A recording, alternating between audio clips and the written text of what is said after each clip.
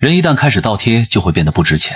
所以在得知拒绝了我99次表白的校花，其实早就对我一见钟情，但为了享受被喜欢的男孩追求的过程，才一次又一次的拒绝我时，我决定不再理会他，并且向导师申请了出国留学的保送名额。临走前，我本着该断就断的原则，打算在校花的生日宴上彻底跟他断绝关系。结果我赶到时，生日宴已经开始了，包厢里传来了熟悉的叫嚷声。陆晨舟怎么还迟到了？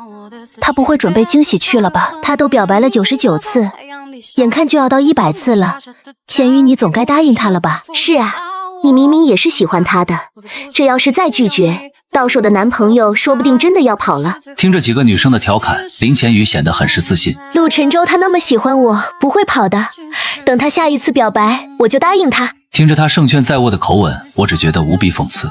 下一次不会有下一次了。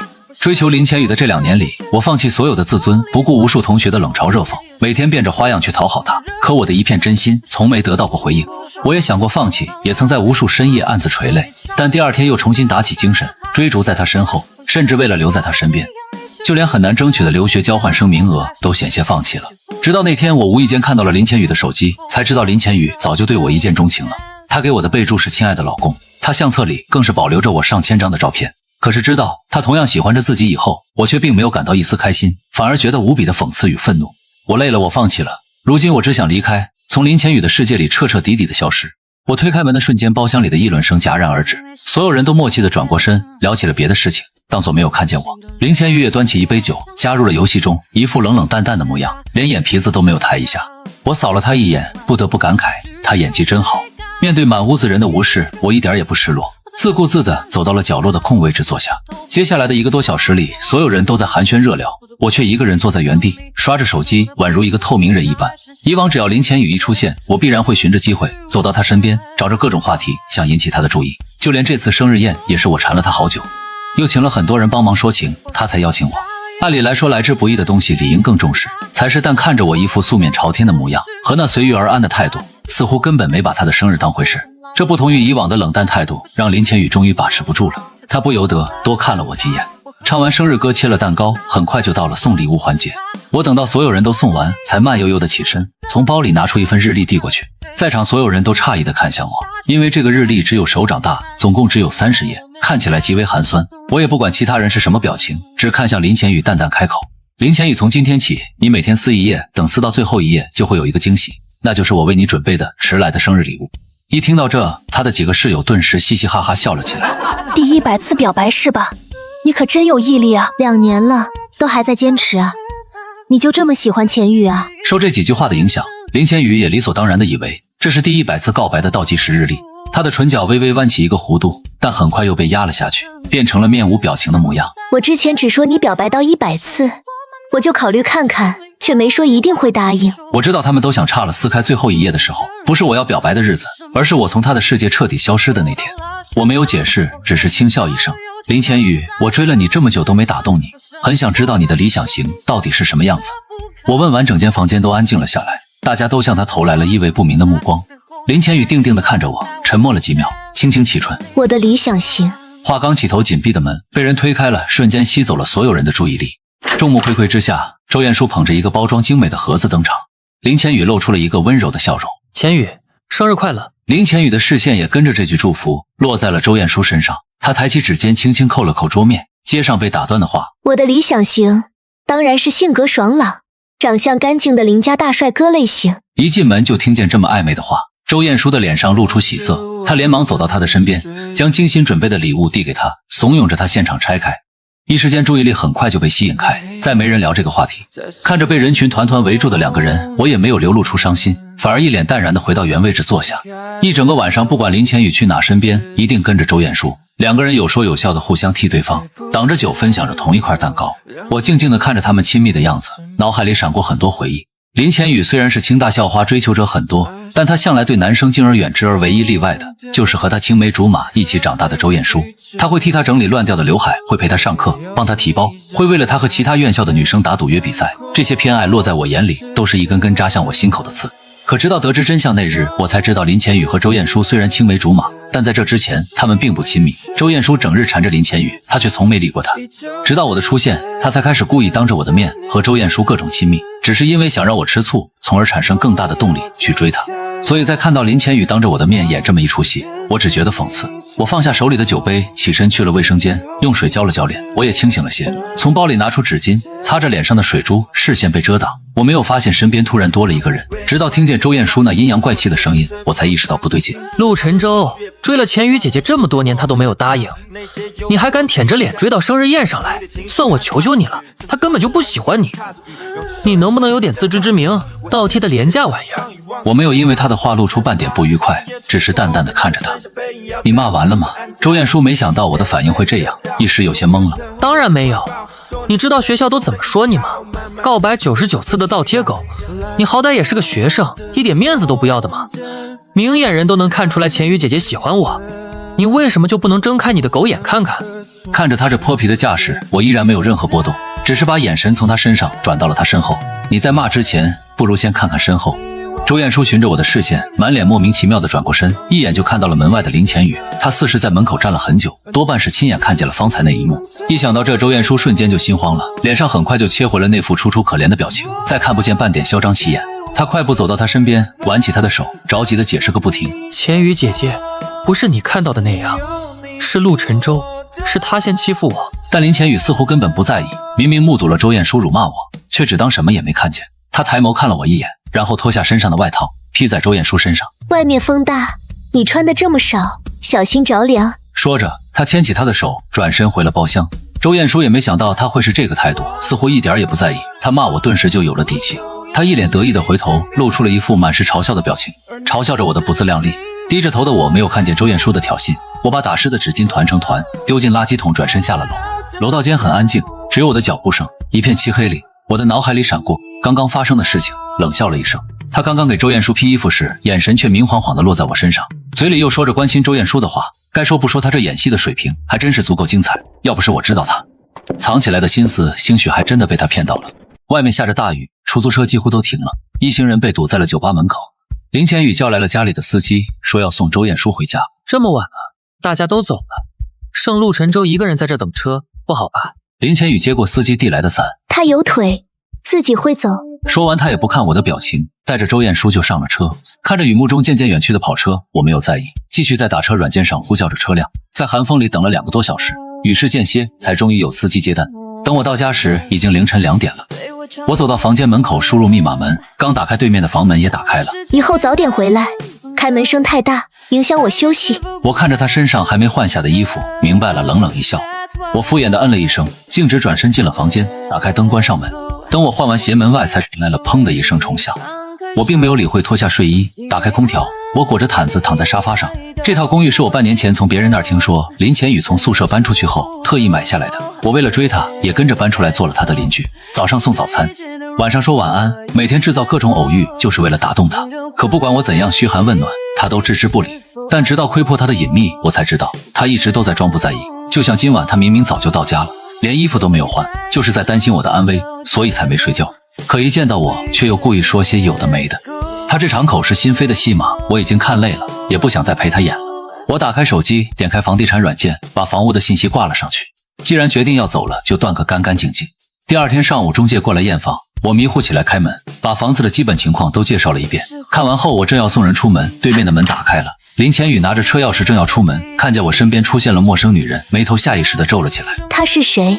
我嫂子过来送点东西。我面不改色地撒了谎。一旁的中介顿时满眼诧异地看过来，但他很有职业操守，没有戳破这个谎言，找了个由头就先离开了。我回房间换了一身衣服，打算去学校。一转弯，电梯口前却站着一个人挡住了去路。我抬起头，看见是林千羽，不免有些奇怪。他不是刚刚就要出门吗？怎么还没走？林千羽看着我眼底的疑惑，有些不自然地开口：今天我带你一起去学校。我不知道他今天为什么跟变了个人一样，就摇头拒绝了他。但他像吃错了药一般，坚持要送我，还找了很多借口。从快要迟到说到顺路，眼看着连绿色环保的借口都要搬出来了。我拗不过他，也不想再拖延时间，就答应了。一路上2个人一句话没说，车厢里安静极了。听惯了我在他耳边叽叽喳喳，再看到这么沉默的我，林千羽很不适应，心里闪过一丝讶然，看来不是他的错觉。我这几天好像真的变了，而这些变化莫名让他开始心慌。等到了学校，我解开安全带，丢下一句谢谢，就先一步离开了。我快步走进校门，发现路过的所有人都会用一种很异样的眼神盯着我。他就是陆晨舟吧？对，就是热搜上那个。好丢人啊！听到这些莫名其妙的话，我连忙打开了手机，一眼就看到了几个朋友发过来的链接。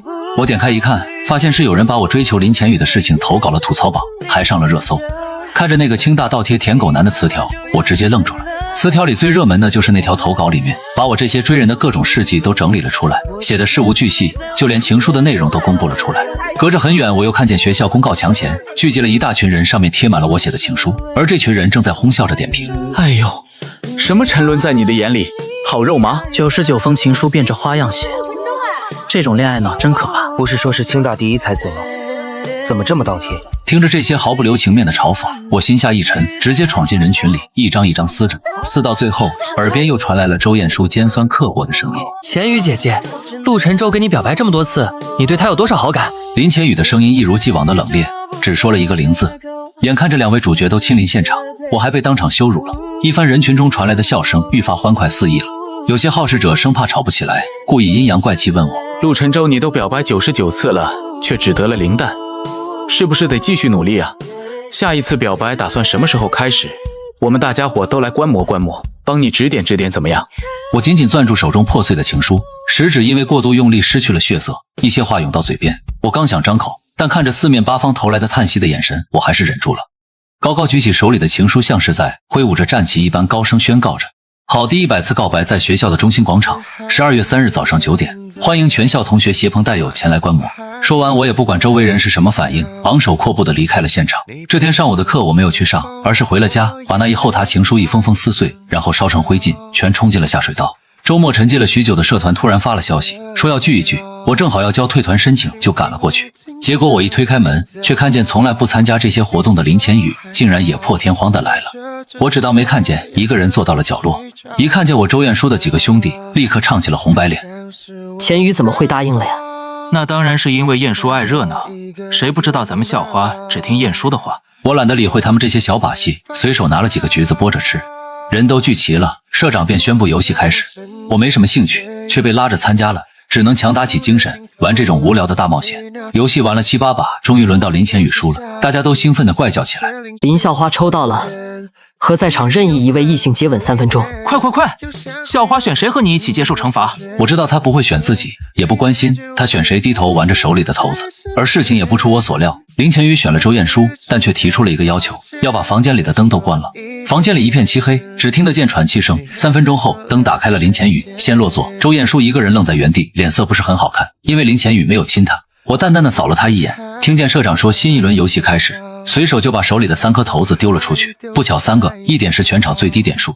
我一句话没说，从一堆卡牌里抽了一张，还是刚刚那张卡一模一样的惩罚。顿时房间里所有人都变得兴奋了起来，眼神在我林千羽和周艳舒身上轮流穿梭着。我只当看不见，随手拨了拨游戏的转盘指针，指向了我对面的一个学妹。一时间所有人都以为我要反悔，麻烦了，学妹。学妹一脸茫然，正要站起身，林千羽却突然猛地起身，一把踹翻了凳子，就在所有人都不明所以时，冷冷打断：“玩了这么久，有点累了，该中场休息了吧？”他开了口，他的几个室友也纷纷附和。社长只好宣布惩罚暂停。休息时，有几个女生说有点饿了，几个室友连忙拖着房间里的男生下楼，说要去买吃的。这一去就是20分钟，眼看着人迟迟不归，社长也不想再等了，直接宣布游戏继续。我放下手机环顾了一圈，才发现那个学妹不见了，准确来说是除了林千羽以外的所有女生都不见了。我都不用猜就知道，这又是林千羽故意为之的，但我并不想入她的意，所以我端起了面前500毫升的酒杯，对着全场示意了一番。我选定的搭档走了，按照游戏规则，我选择喝完酒完成惩罚。说完，我仰起头，面不改色地把杯子里的酒喝光了。林千羽没想到我宁愿喝酒也不选他，脸色顿时黑了下来。他沉着眼看向我，迅速升温的脸把手里的骰子捏得滋滋作响。少了一半人，游戏也没了，乐趣聚会就这样散了。我醉意醺醺的，等到人都走了，才把包里那份退团申请交给了社长，扶着墙想要下楼。刚走到楼梯口，我迷迷糊糊的看到了不远处的周艳舒，正想装看不见躲开他却一把抓住了我的手，眼里满是愤慨。刚刚开灯后，你看我那个眼神是什么意思？我告诉你，钱羽姐姐就算没亲我，那也是有理由的，那代表她对我的尊重。听完我差点笑出声，但我知道此刻无论我说什么，周艳舒也听不进去。于是我点了点头，你说的都是对的。我说完就要拂开她的手离开，可周艳舒却越抓越紧，还一边骂着不肯罢休。我们两个人争执着，我本就脚步虚浮，被一拉扯，直接稳不住身形，往后倒去，一路滚下高高的阶梯。周彦书吓了一跳，一时没站稳，也跟着一起滚下了楼梯。听见楼上传来的动静，下面几个还没走远的同学连忙回转身，眼看着我们两个人都伤得不轻，大家当即就乱了阵脚。最后还是林千羽联系了人，把我们送到了自家医院。一番检查后，医生说是骨裂，不及时治疗可能会有残疾的风险。从发现我们受伤的那一刻起，他的视线就没有从我身上离开过，看着我那惨白的脸色和额头上不停滚落下来的汗水，他仿佛能感同身受一般，心也揪着痛。手术室已经准备好，但医院里现在能做这个手术只有一位专家，林千羽必须决定好先后顺序。他下意识地看向我，正好迎上了我看过来的目光，那双眼睛里没有了往日的依恋和炽热，只剩下一潭死水般的平静。那个眼神让林千羽的心狠狠颤了一下。小姐，您快点决定吧，先让谁动手术？我脸色惨白地躺在担架上，就在晕过去的前一秒，听到林千羽掷地有声地说出了那个名字：周彦书，先救周彦书。很快医生就推着周彦书进了手术室，门关上的刹那，我也彻底晕了过去。再次醒来时已经是1天后，我睁开眼睛，第一动作就是伸手摸向自己的腿，在感受到我的腿还在并且有知觉之后，我才松了一口气，眼里涌出劫后余生的泪。幸好我没残废。我的父母收到消息很快赶来，把我接到了顶楼的 VIP 病房悉心照料。2个小时后，周彦书就住到了我对面，林千羽亲自挽着他进去。为了方便检查，2间病房的门都开着，我能清楚地得知对面病房的情况。周彦书一直在呼痛，林千羽就找各种话题分散他的注意力。后勤处送来的病号餐不合他的胃口，他就亲自回家做了很多清淡的食物给他带来。他嫌在病房待着无聊，他就找来各种新鲜有趣的玩意儿给他解乏。住院这10来天里，2个人亲密到连护士都八卦了起来，纷纷议论着自家院长是不是要有女婿了。我静静地听着，没有掺和进去，但我心里清楚，林千羽做这一切不过是做给我看的。毕竟这病房门我关了上百次，每次刚一合上就有护士过来查房，这绝对不会是凑巧。出院那天，我在地下车库又碰到了他俩，一看见我来了，林千羽直接把坐在轮椅上的周彦书扶起来，并且送到了车上。陆晨舟，听说你就住在钱宇家对面，我们载你一程吧。我不想理会他，头都没抬一下，直接上了车。等车开到公寓楼下，我谢绝了父母的帮忙，一个人拄着拐杖回了家。电梯从负1到1楼，原本开车要送周彦书回家的林千羽突然走进来，我们2个人对视了一眼，都没有说话。电梯在17楼停下，门口的林千羽迟迟不出去，我只好拄着拐杖多绕了几步，先出了门。我走得慢，但身后的人走得更慢，我能感觉他的视线一直落在自己身上。等走到门口，我想输入密码，手里的拐杖突然掉在了地上，我只能靠着墙慢慢蹲下去。刚触碰到拐杖，眼前突然落下了一片阴影，林千羽也蹲了下来，或许是打算帮我捡东西，但在触及我视线的一瞬，他的手又收了回去，把自己散开的鞋带系上了。我讽刺一笑，捡起拐杖，慢吞吞地站起来进了房间。在家休养了许久，很快就到了期末考。虽然马上就要出国了，但我的腿勉强能下地了，所以我没有申请研考，而是去参加了考试。阶梯教室楼梯太多，我腿伤没好，就坐在了中间的第1排。没一会儿，林千羽也扶着周彦书走进来，一看见我，周彦书立刻说自己腿疼要坐第1排，林千羽便扶着他走到我旁边，然后自己坐进了靠墙那个位置。考试很快就开始，周彦书瞄准老师走下最后一个台阶的瞬间，把一个提前准备好的纸团丢在了一道走廊之隔的我的桌上。我握笔的手一顿，还没搞清楚状况，就被转身的老师呵斥了。考试前我就再三强调，可以考得差，但人品不能有问题，不能作弊。你还明知故犯，陆晨舟取消成绩。直到这时我才知道周彦书打的什么主意，但我并不想吃这个哑巴亏，当即就站起来申辩说要查监控。不凑巧的是，教学楼上午刚停了电，所以教室监控并没有及时打开。看着周彦书那由惊转喜的表情，我实在咽不下这口气。林千羽就坐在周彦书身边，他什么都看到了。老师也不想冤枉人，当即就把林千羽请了过来。清大的教学楼是林家投资的，林千羽不需要讨好任何人，为人又清廉正直，所以他的话在一众师生中一向极具权威。听完来龙去脉后，林千羽抬眸看了我一眼，然后淡淡道：作弊的不是周彦书。此话一出，几乎是瞬间锤死了我。陆晨舟，你还有什么好狡辩的？抄袭不认，还污蔑同学，简直冥顽不灵。之前的成绩该不会也是抄来的吧？无论如何，这一次我一定要上报全校通报批评。我站在原地，只觉如坠冰窟。我以为在大是大非面前，林千羽会坚持原则，所以才提了他的名字。但我没想到，他居然会在亲眼看见了一切的情况下，帮周彦书做伪证。眼下解释再多都苍白无力。我深深看了林千羽一眼，一言不发地离开了。看着我那双泛红的眼睛，林千羽忽然就慌了，他下意识地追出去，拦在我面前。陆晨舟，我知道这件事是晏殊错了，但他脸皮薄，我不想他被别人议论。他一句对不起都不说，光顾着为周晏殊解释了，我都开始怀疑那天看到的照片是不是一场梦了。所以这就是你帮着他污蔑我的理由。他受不了议论，我就受得了了是吗？林千羽，你是觉得我跟你表白了99次，脸皮厚得像城墙，已经强大到无惧任何流言了。看着我这副样子，林千羽左眼皮跳了跳，直接拉住了我的手。我不是这个意思，只是一门考试而已，学分还能补上的。以后我会想办法弥补你今天受的委屈的。弥补你又不喜欢我，想怎么弥补？我这讽刺的语气听得林千羽心下一紧，险些将心里话都说了出来。谁说我不喜欢？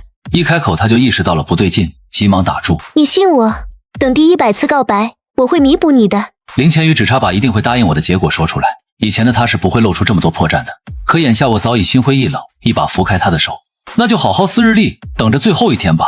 看着我收回了手，林千羽也怔住了语气，终于柔软了几分。好，还有3天，我一定会给你一个满意的答复。离开前3天，挂了大半个月的公寓，成功售出中介过来，送上合同，我很快就签了字。3天后我就会搬走，这几天我会把家里的东西都收拾干净，到时候新住户就可以住进来。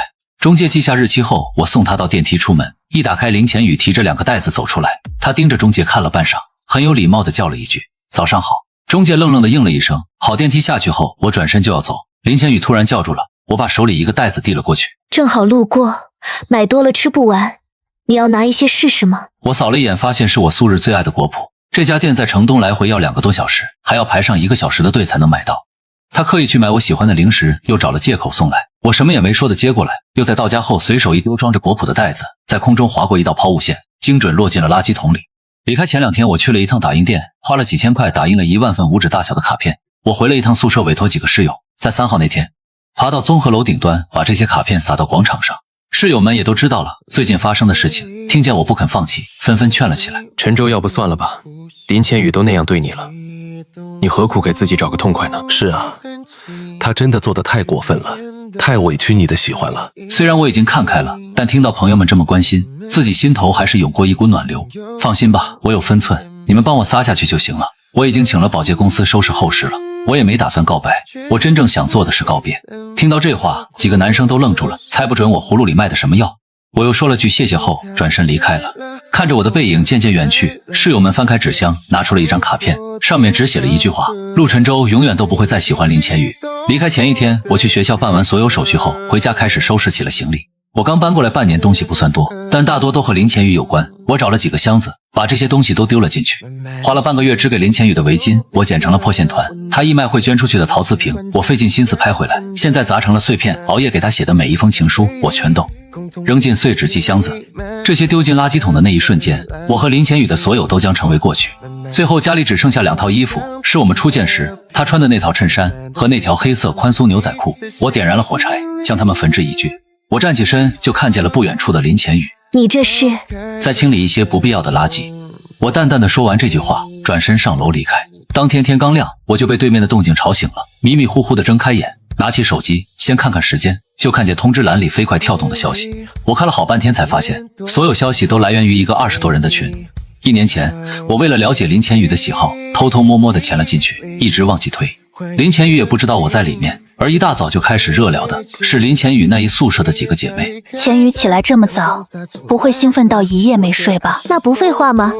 从昨晚11点就开始倒腾，这次你真准备答应陆晨舟的告白了？滑到这里，我的手顿了顿，罕见的看到下面林千羽打了一大段字。不是答应，我和他本来就是两情相悦，是顺理成章的在一起。别问这些废话了，帮我看看今天穿哪套衣服比较好，是这套还是这套？看到他发出来的几十来套衣服照片，群里瞬间沸腾了。我勒个奶奶，这么大动干戈，这还是我那不近男色的高冷校花吗？一片感慨里，林千羽只回了一句话：我很喜欢他，这辈子非他不可。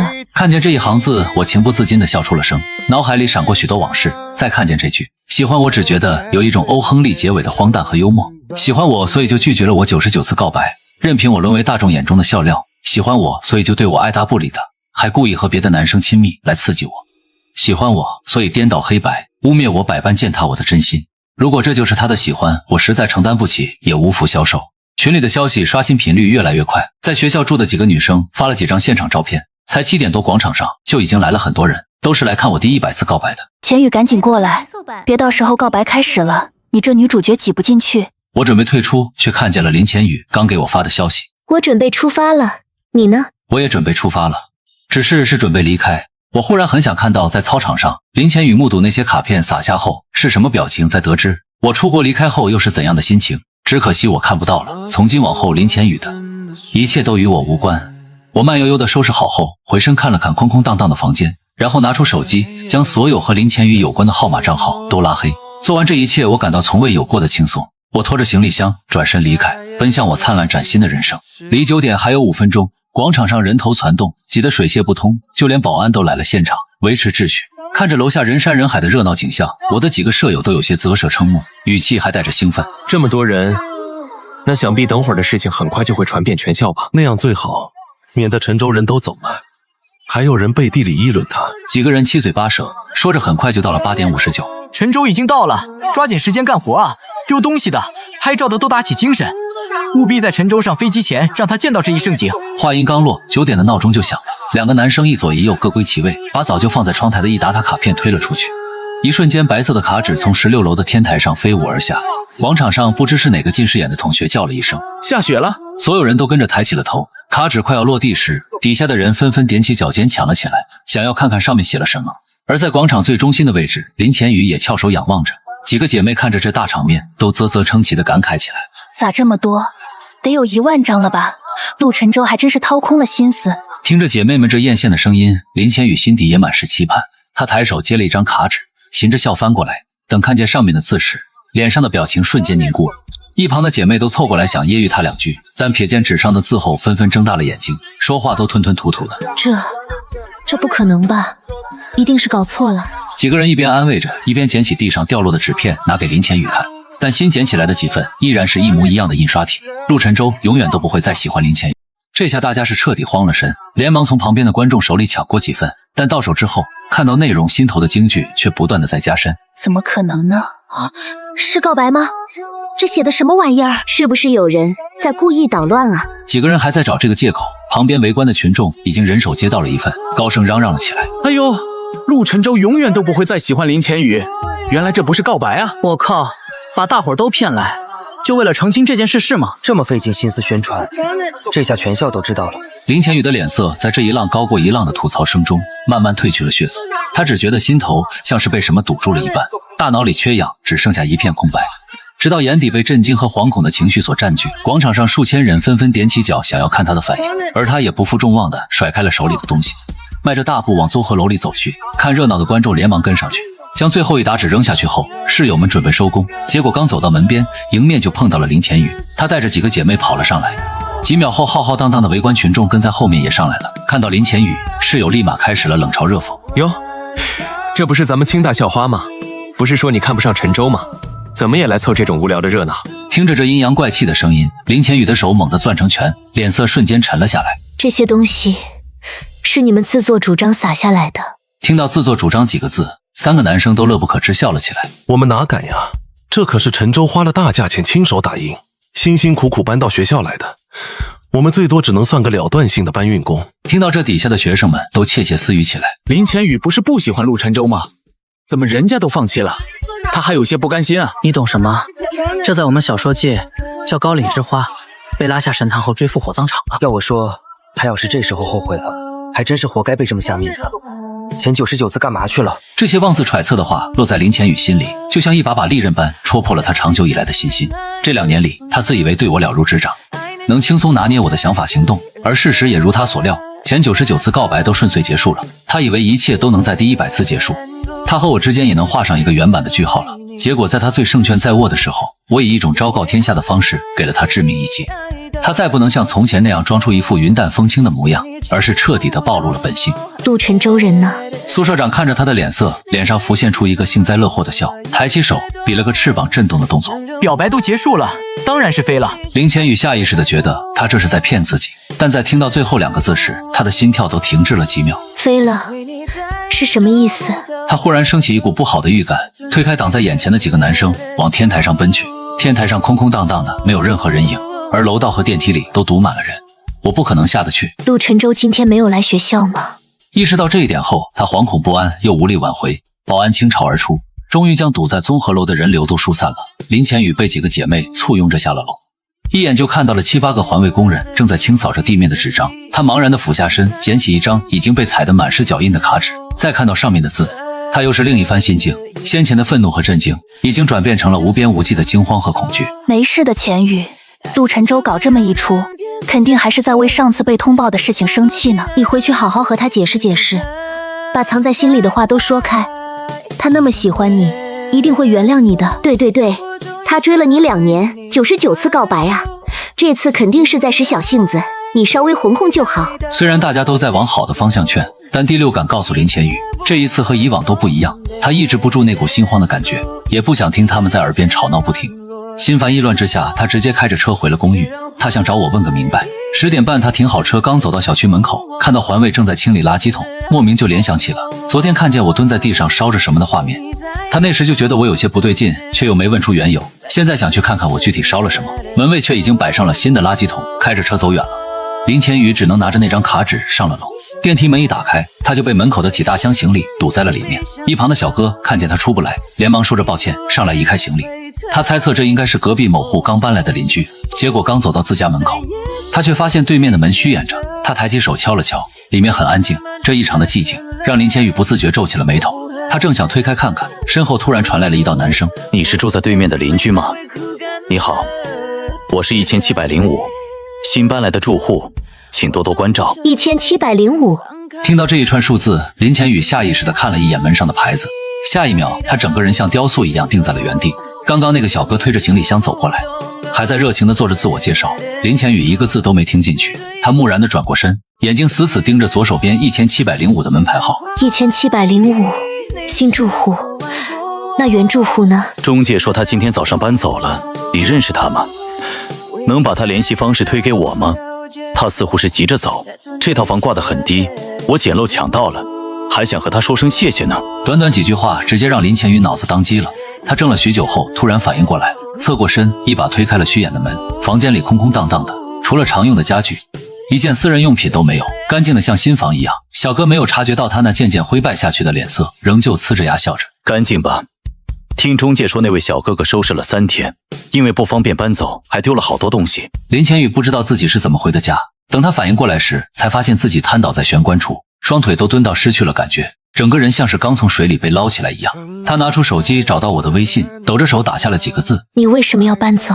刚按下发送键，屏幕上就出现了一个小红点，这红落进眼中，刺得他眼神凝滞了几秒，然后又不信邪地发了几条消息出去，又接连冒出好几条提醒。看着手机屏幕，他像是被噎住喉咙一般，快要无法呼吸了。就在他快要窒息之时，电话响了，他这才松开手接了起来，耳畔却传来了室友的慌慌张张的惊呼：钱宇不好了，陆晨舟去意大利了。刚刚我在公告栏这边，在交换声明单上看到了他的名字。这句话如同惊雷般在林千羽心底掀起滔天巨浪。他想扶着柜子站起来，可早已酸麻的腿根本不听使唤，他直接一头倒在了地上，额头正好撞到了墙角处，磕出一个血洞，鲜血汩汩涌出来。掉在一旁的手机传来嘈杂：你怎么了？我们马上过来。林千羽已经无暇去理解这句话，他抬起手捂住伤口，只觉得脑子里似是有蚂蚁在啃食一般，神经处传来的痛让他难以忍受。他蜷缩成一团，喉咙里发出痛苦而低沉的声音，眼前一片漆黑。在彻底昏迷过去前，他最后的意识是那句他今日看过无数遍已然刻在心底的话：陆晨舟永远都不会再喜欢林千羽。林千羽伤得很重，虽然侥幸捡回一条性命，但还是住进了重症监护室。等他再醒来时，才发觉已经是3天后。几个姐妹靠在他的病床前长舒了一口气，然后絮絮叨叨地说起了他昏过去这几天发生的事情。根据打听到的情报，陆晨舟3天前就已经到意大利了，不过一直没办好那边的入学手续。听说名单公布后，有人去学校举报他，说他前不久考试作弊，应该取消这次留学名额。要是名额取消了，那他8成要回来。钱宇你就放心吧，他跑不了的。林千羽的心猛地跳了跳，眼睛蓦然睁大，他还没从这巨大的信息量里缓过来，门外就传来了叩门声。一个室友跑过去开门，剩下3个人纷纷侧目，就看见声名赫赫的张教授沉着脸走了进来。他瞥了病床上的人一眼，不怒自威的气息让人不敢直视。你就是林千羽，听说陈舟和周晏殊的抄袭事件是你做的证，我想和你聊聊。听到这话，几个室友也不敢逗留，连忙离开了病房。看着慢慢被拉上的门，林浅雨微微抬了抬下巴，是我。得到了肯定的回答。张教授脸上瞬间涌起了怒气，声线刻意加重了几分。陈州和我说你做了伪证，这么大的事，你居然敢造假？你知不知这么做会对他的前途造成什么影响？一旦文件发下来，再加上上次他因为你在网上引起的舆论，他这辈子都会毁在你手里。他是喜欢你，但你平心而论，这2年里他有做过任何对不起你的事情吗？你就这么恨他，一定要把他逼上绝路才行吗？你要是还存有一点为人的良知，就赶紧找校方说清楚真相。听到这些话，林浅雨只觉得脑子里嗡嗡的，心头瞬间慌乱了起来。他当时只是气我社团聚会不肯选他，想逼我来求和，才骗了赵老师。他怎么也没想到会引起这么大的连锁反应。他再顾不上额头的伤口，挣扎着要和张教授去学校说清楚真相。2个人刚出门就被医护人员拦住了，几个医生不敢放他走，纷纷劝着他，他却一句也听不进去，执意回了学校。张教授已经提前联系好了风纪部的负责人，林浅雨当着设计学院院长和赵老师的面指认了是周彦书抄袭。周彦书没想到他会突然反水，瞬间就慌了，哭着说不是自己。赵老师也没想到他会推翻口供，一时不知道该不该信。林浅雨冷着脸打开手机，拿出一张照片，这是周彦书以前亲笔写给我的信，等下我家里人会把原件送过来，你们可以对比信上和纸条上的字迹。听到这话，周彦书哭得声嘶力竭的。浅雨，我是彦书啊，你忘了我们一起长大的吗？这件事已经过去了，你为什么要说谎？林浅雨看着证据确凿，他还想着抵赖的样子，眼里闪过一丝厌恶。我从来就没喜欢过你，之前也不过是在演戏而已，现在我不想演了，当然不会再袒护着你。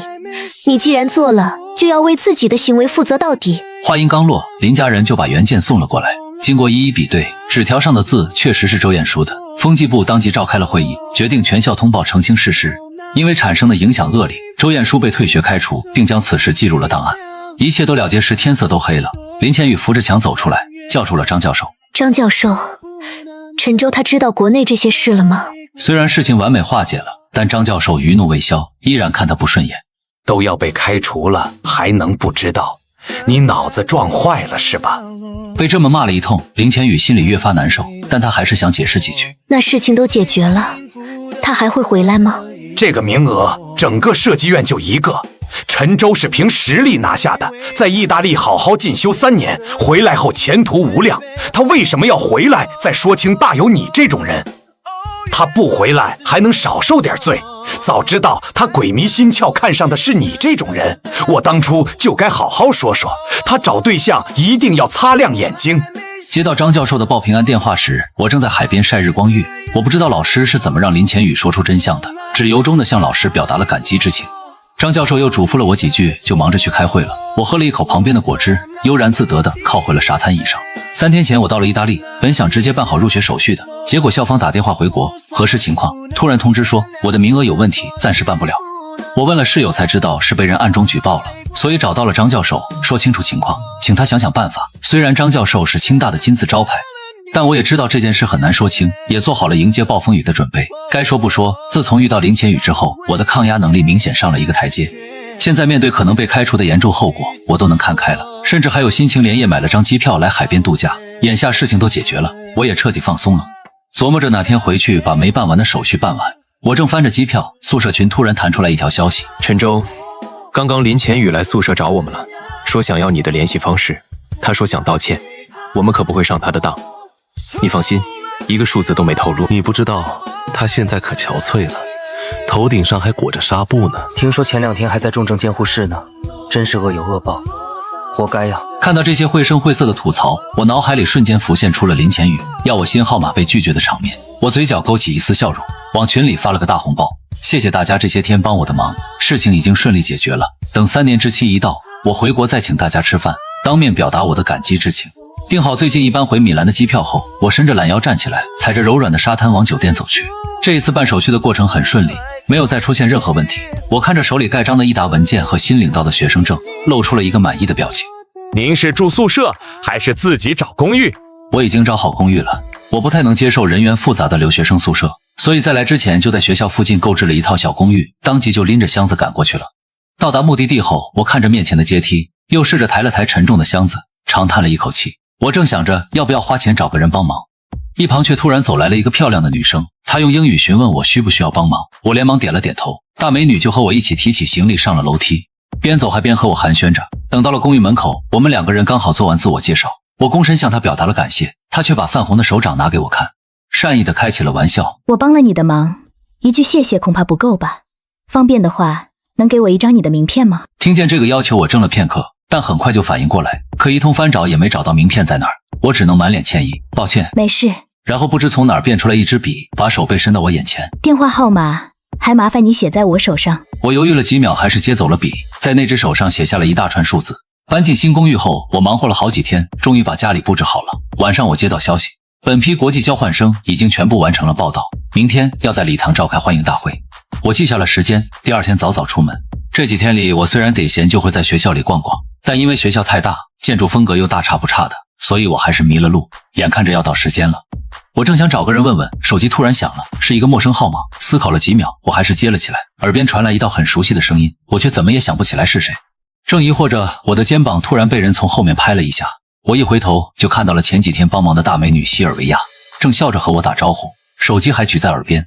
我这才反应过来，这是她的号码，脸上流露出惊喜的表情。我们两个人拍了下掌。你在发什么呆？我如实告诉了我自己遇到的困境。听到礼堂，他当即就表示自己也要去那儿，可以为我带路。我正好也是去那边，我给你带路吧。我没有怀疑他，两个人穿梭在迷宫一样的学院里，一路都有说有笑的，绕了十几分钟。西尔维亚指着面前的建筑告诉我，这就是了。我拿出手机一看，确实和校友发来的建筑图一模一样，连忙向西尔维亚挥手道谢。这一场欢迎会开了2个小时，我从礼堂里出来时腰都酸了。我正想着午饭要去哪儿解决，面前突然蹦出来一个人，西尔维亚笑着和我打招呼，询问着我午餐的安排。我正为这件事犯愁，他看出了我烦恼，笑着给我介绍了一家餐厅，邀请我同往。我应了下来，跟着他绕出了学校。等走到餐厅门口时，我才发现这是一家中餐厅，眼里闪过了一丝疑惑。你想带我吃中餐吗？你吃的习惯吗？听说你们不太能适应这边的餐饮，我希望今天能有一个愉快的进餐体验，也想试一试中餐，所以才选了这家餐厅。我没想到他这么贴心，不想服了他的好意。那就这家吧，我也算半个东道主，这一餐就让我来负责吧，希望能给你一个良好的中餐初体验。我们两个人边聊边进了餐厅，找了个位置坐下。因为西尔维亚那活泼而不失礼貌的性格，这顿饭进行的确实很愉快。两个人聊着东西方的文化差异，又说起了学校里最近发生的诸多有趣的事情，我们很快就熟络了起来。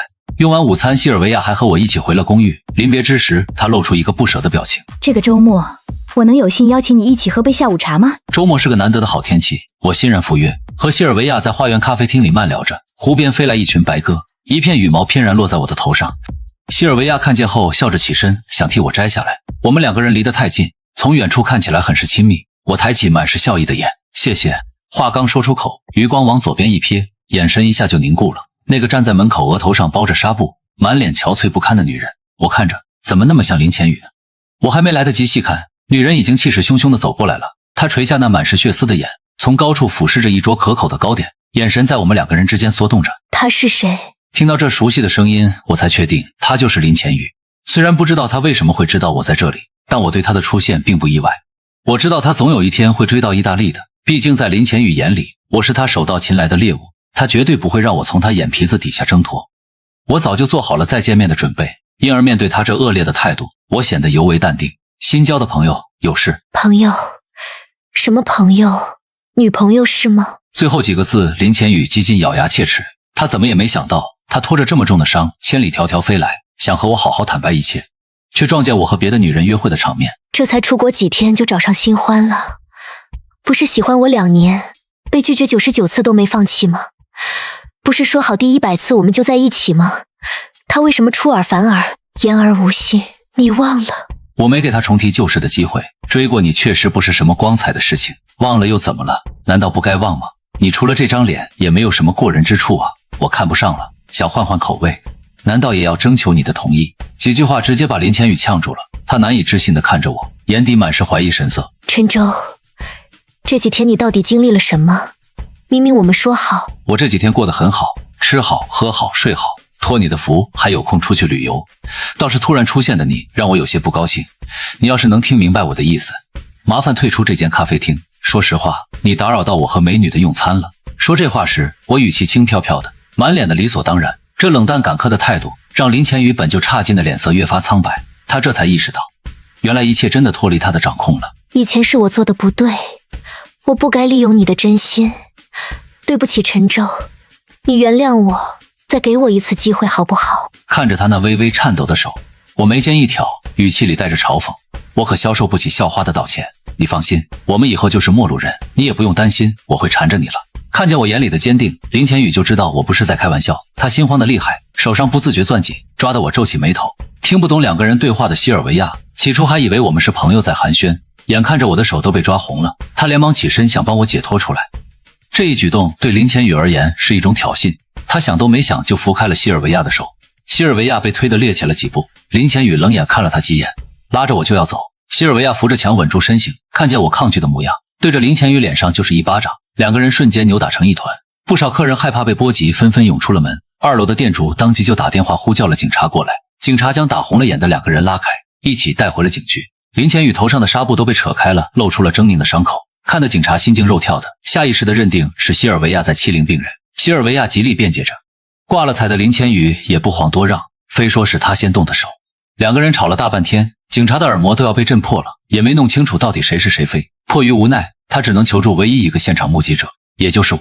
这位男士，请你描述一下事故发生现场的情况，可以吗？听到这句问询，两个人齐齐转过身，都把急切目光锁定在了我身上。我也没犹豫，抬起手对着林千羽一指，是他先动手推的人。听见这话，林千羽直接呆在了原地，不敢相信我会指认他，连声音都在颤抖。我只是推了他一下，明明是他先打的人，陈州你为什么？话说到这戛然而止，林千羽脑中闪过一丝灵光，顷刻间就明白了我为什么要这么说。他在报复我，想让我尝尝被冤枉背黑锅的滋味。意识到这一点，他再说不出来话。警察听不懂这句中文，还想请我代为翻译，我直接撇清了我们之间的关系。我和西尔维亚一起用餐，他直接闯进来闹事，不顾我的意愿，想强行带走我，然后还推人，所以他们才会打起来。林千羽心底最后一点希望也彻底断绝了，他张了张口，声音嘶哑而无力。你以后都不会再站在我这边了，是吗？我斜睨了他一眼，冷冷一笑，我是个诚实的人，只会站在真相这边。林千羽还是不肯死心，又追问了一句，那如果今天是他先推了我，你会坦诚说出真相吗？这还用问，我和你非亲非故，很熟吗？西尔维亚年纪小，脸皮薄，我当然要顾全朋友了。撂下这么一句话，我也懒得管他是什么表情，掉头就离开了。有了证词，再加上火速调来的监控，事实很快真相大白。林千羽因为外籍闹事被拘留了。我等着西尔维亚出来后同他道了谢，又道了歉。他挥了挥手，没把受的这些小伤放在心上，反而说今天的约会被打扰了，想请我下周再聚。我谨慎思考了一番，虽然西尔维亚长得确实很漂亮，但从今天发生的事情来看，她好像不够理智成熟。我知道林千羽不会就这样善罢甘休，也不想把她牵扯进来，更不想再进几次局子。我能猜到她对我是有其他想法的，但现在的我已经不会再意气用事了，所以最后我还是婉拒了。接下来半个多月里，我没有见到林千羽，生活又步入了正轨。但后来西尔维亚又约了我2次，我拒绝后，我们两个人的关系也就不了了之了。我也没有为这段露水情谊感伤，在异国里我会点烹饪手法，因而很快融入了留学生的圈子。就在我快要忘了林千羽这号人时，他又突然出现了，带着几车的玫瑰气球，在学校堵住了我。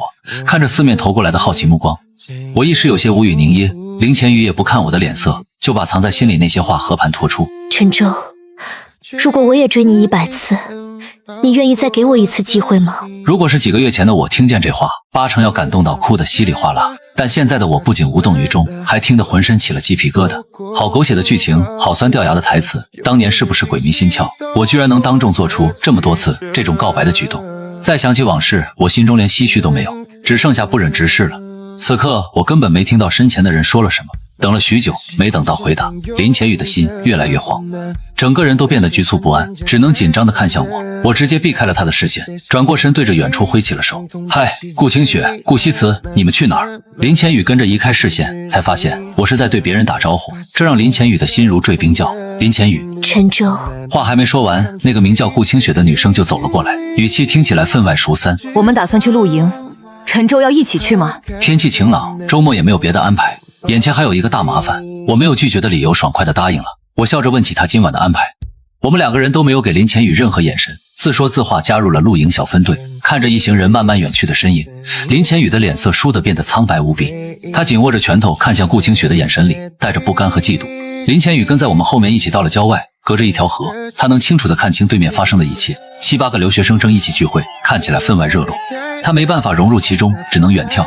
可越看我，他的心里就越堵得慌。不管我做什么，那个叫顾清雪的女生都跟在我身边。我和她之间的距离从没超过10步之遥，且越走越近。这不同于其他人的亲密态度，看得林千羽眼红心热，恨不得过去直接带走我。但他清楚，如果他真这么做了，那么一定会惹我生气的。他不想让我们之间的关系继续僵化，所以不能做任何火上浇油的事情。他只能咽下那些灼烧心肺的复杂情绪，劝自己忍耐下来。这一忍就是6个小时。天慢慢黑下来，我们烧着篝火，开着派对，热闹至极。因为太吵闹了，我反而不习惯，一个人去了河边，想吹吹风。林千羽抓住机会走到我身边。陈舟，我有些话想和你说。我今天心情很好，但看他还是不太顺眼，语气算不上太好。不好意思，我不太想听。说着我就要走，林千羽一下就急了，他直接扣住了我的手，眼里满是恳切。给我几分钟就好，陈舟，有些话我很久之前就想说了。听到这，我终于抬头看了他一眼，表情却很微妙。很久之前，什么话？不会是什么2年前就对我一见钟情的鬼话吧？到最后，我的声音已然带上了嗤笑意味，林千羽却像被雷击中了一样怔住了。他怎么也没想到会从我嘴里听到他自以为隐藏得很好的心事。我也不管他是什么心情，脸上的讽笑越来越浓。林千羽，你掂量掂量，那些话说出来，别说我，换做任何一个人，甚至是你自己，你敢信吗？谁家的暗恋能藏住2年滴水不漏啊？谁会为了满足自己的自尊心，当众拒绝暗恋对象的99次告白啊？谁又能在所有危难痛苦面前一次不落地把喜欢的人推到对立面上去？这是爱吗？怕不是恨极了吧？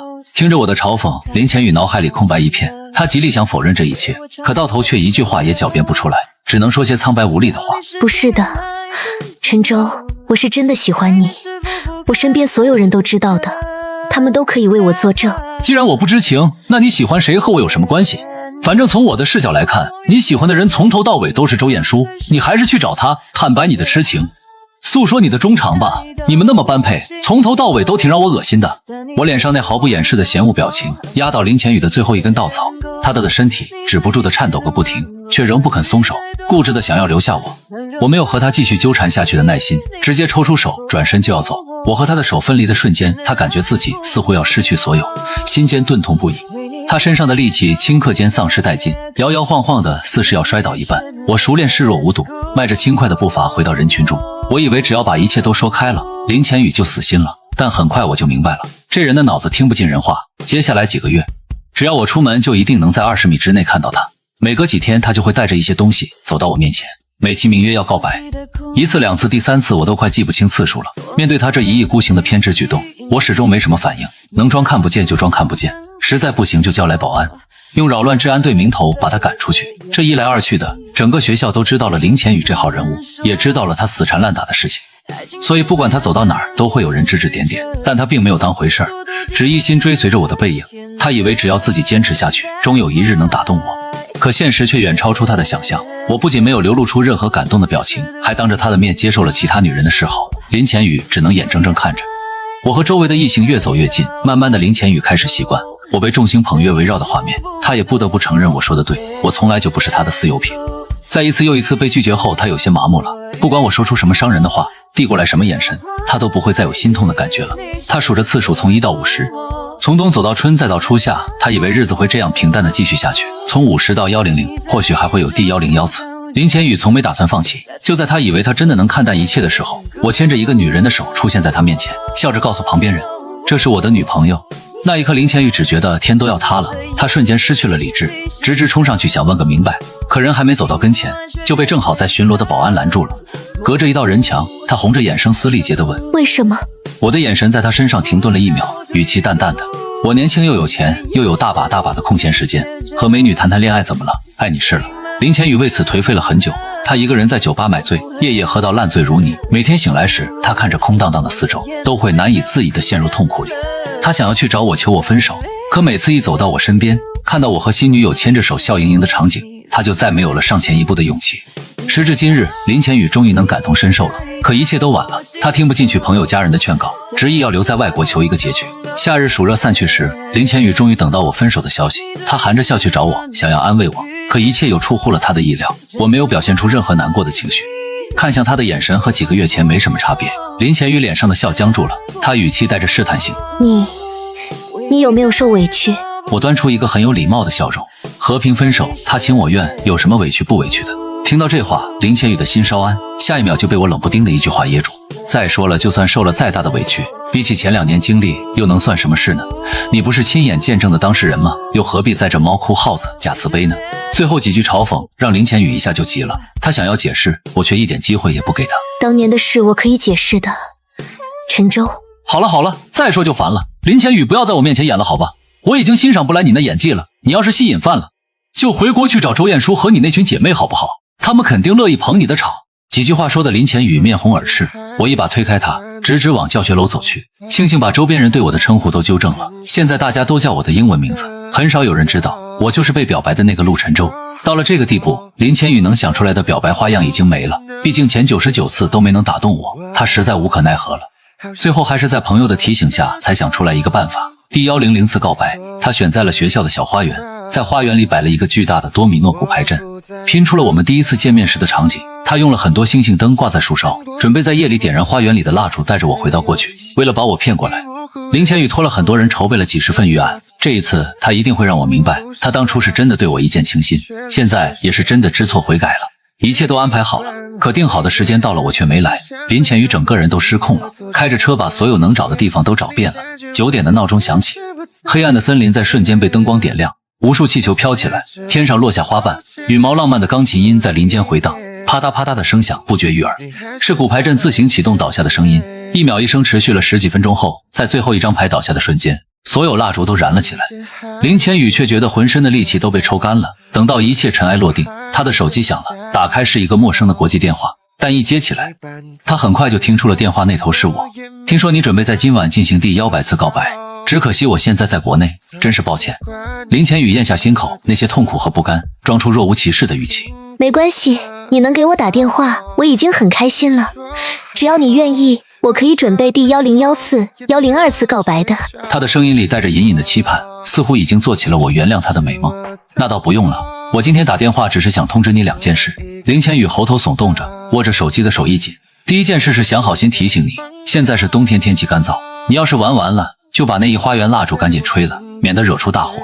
听到这话，林浅宇一抬头就看到了一片缓缓飘落下来的枯叶。第二件事是想告诉你一个好消息，我又谈恋爱了，这个女朋友比上一个还要漂亮一点。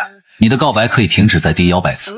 简单的几句话落在林浅宇脑海中，却响起了无数回音。刹那间，他像是中了魔咒一般，额头传来锥心刺骨的痛。剧痛之下，他再没有了任何力气。啪的一下，手机滑落下来，砸在了烛台上。几个呼吸间，大火就在花园里肆虐开来了。但他却没有任何逃离呼叫的动作，他像是一尊雕塑一般，成了这花园里的一部分。直到一整夜过去了，花园里的树木都被焚之一炬。唯一值得庆幸的是，没有人员伤亡，消防员也及时赶到，救下了快要被烟雾熏昏过去的他。虽然他侥幸留了一命，但这场火灾让清大校方震怒，态度强硬地表示要追责到底。作为第一嫌犯，林浅宇被警方抓捕拘留。林家人得知这个消息后急得不行，动用所有关系想要保下他，但这是国际案件，林浅宇根本不可能全身而退。最后林家人把大半资产赔进去，清大才终于松口。因为造成的影响恶劣，林浅宇在监狱里蹲了半年，还上了欧盟黑名单，被驱逐出境，终生不得入境。